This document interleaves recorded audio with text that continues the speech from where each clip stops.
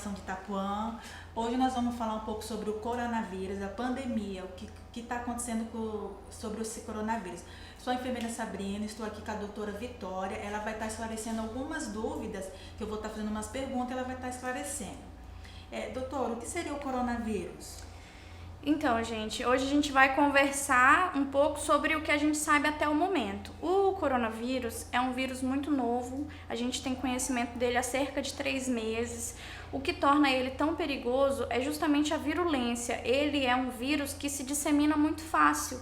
E ainda mais na população brasileira, que é um povo muito caloroso, que tem muito contato, então essa propagação se torna muito mais fácil. O problema maior é que temos alguns pacientes de risco e aí a gente tem que cuidar dessa população para que isso não dissemine ainda mais rápido. Como que seria essa transmissão?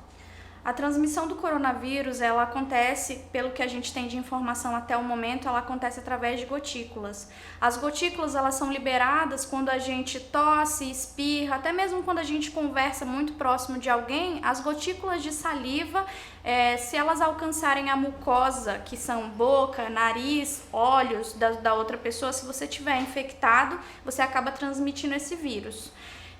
O que acontece? As medidas de prevenção são justamente essa, de manter uma certa distância, de ter uma certa etiqueta, tem se falado dessa maneira, uma certa etiqueta quando você for tossir ou espirrar. Eu tenho dúvidas em relação à prevenção. Se uma pessoa está infectada, como que é feita essa prevenção? O que o Ministério da Saúde tem orientado até o presente momento é que a gente consiga manter justamente uma distância segura entre as outras pessoas. Essa distância segura seria de cerca de 1,5 metro, para que você não tenha contato físico e ao tossir ou espirrar, essas gotículas também não alcancem as outras pessoas. Além disso, higienizar as mãos com frequência. Essa higiene ela pode ser feita com água com sabão, que todo mundo tem em casa, ou álcool gel 70%.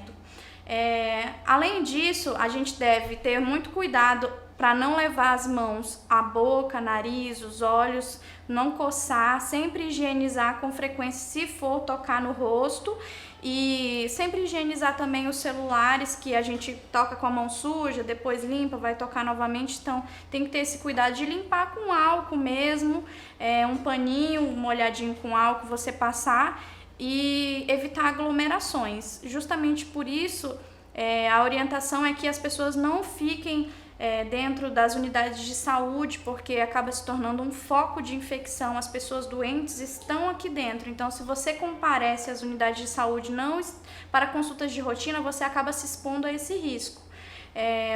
Nas igrejas também, que podem ser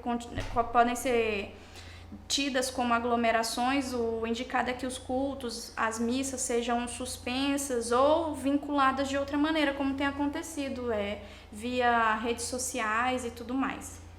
E a gente tem visto muito na televisão sobre o uso de máscara. A população precisa usar essa máscara, é obrigada? Como que pode ser feito em relação a essas máscaras? Então, a população geral não tem necessidade nenhuma do uso de máscara. As máscaras elas são indicadas o uso dentro das unidades de saúde pelos profissionais de saúde, porque devido ao grande fluxo de pacientes dentro da unidade de saúde, a gente precisa se precaver para continuar levando saúde a vocês. Então, o profissional de saúde ele usa máscara porque a gente não sabe aqui dentro quem tem ou quem não tem o vírus. E outra indicação para o uso de máscara são os pacientes que estão com gripe, com tosse, com alergia, estão tossindo, espirrando, estão doentes de alguma maneira, esses pacientes têm indicação do uso da máscara. Porque como eu falei, a tosse, o espirro, elas liberam gotículas. Então, se você usa máscara, já é uma barreira a mais para que você não dissemine. E isso não vale só para o coronavírus, vale para as gripes normais. Então, isso é uma etiqueta que a gente deve adotar agora e levar para a vida, não só agora durante a pandemia do corona. E em relação aos sintomas, como que a gente deve proceder se tiver sintomas? Como eu falei anteriormente, a orientação é que as pessoas que não estiverem com um quadro grave, alarmante de doença, não compareçam às unidades de saúde. Se você tiver uma gripe leve ou uma crise alérgica, se você tiver tosse, espirro, até uma febre que você consiga controlar com o uso de paracetamol ou de pirona, cansaço e mal-estar, a orientação é que você permaneça na sua casa e cuide da gripe como a gente tem cuidado ao longo de tantos milhões de anos. É repouso, bastante líquido, alimentação saudável, pode tomar os antitérmicos, que é o dipirona, o paracetamol para o controle da febre. No momento a gente tem orientado que evite os anti-inflamatórios, como por exemplo o ibuprofeno, justamente porque ele está tendo um efeito colateral no coronavírus. Então, independente da gripe que você tiver, evite, sabendo ou não que é coronavírus, porque a gente não tem como fazer esse diagnóstico imediatamente. Enfim, em quadros leves ou moderados, que você permaneça na sua casa. A orientação é que você compareça à unidade de saúde se você tiver falta de ar. Como que se caracteriza essa falta de ar? Se você está fazendo as suas atividades corriqueiras do dia a dia, dá uma caminhada dentro da sua casa, do quarto para a cozinha, e você sentir falta de ar, nesses casos você tem que procurar a unidade de saúde mais próxima para ser orientado e eventualmente tratado. E o hospital? Quais são os sintomas que eu vou estar procurando uma emergência no hospital? São justamente os que eu falei agora. Se você tiver uma febre que não controla o uso dos antitérmicos, ou se você tiver falta de ar, muita falta de ar, você tem que comparecer ao hospital, que é a emergência, para que sejam tomadas medidas cabíveis. Você falou em relação a medicamento. Eu posso estar usando chá se eu tiver com alguma gripe, outro tipo de remédio? Olha, no caso das gripes comuns, as pessoas já têm esse hábito de tomar os chás e tudo mais. Agora eu quero esclarecer uma coisa: não há até o presente momento nenhuma medicação ou chá ou vitamina ou qualquer suplemento que melhore a imunidade ou que previna o corona. Não há vacina que previna o corona. O que a gente tem que fazer nesse momento para prevenir o corona é permanecer dentro de casa. Hoje, nesse momento, é o lugar mais seguro, porque a partir do momento que você sai às ruas, que você se expõe, você fica vulnerável ao vírus. Então, não tem nenhuma medicação indicada diretamente para o corona, para evitar, prevenir ou tratar. Então, o que a gente tem orientado é isso: o paciente pode tomar o antitérmico, fazer uma boa alimentação, descansar, e em casos de sintomas de alarme, que seria a falta de ar, ou febre que não baixa ao uso das medicações, ele pode comparecer à unidade de saúde para ser orientado. E quem são essas pessoas que têm maior risco, né, diante dessa doença? Então, dentro dos grupos de maiores riscos, que a gente pode citar principalmente são os idosos. Eles têm demonstrado mais vulnerabilidade, eles contraem o vírus com mais facilidade devido à baixa imunidade, e eles não respondem muito bem a essa infecção. Então, esse grupo, principalmente, ele tem que se manter dentro de casa.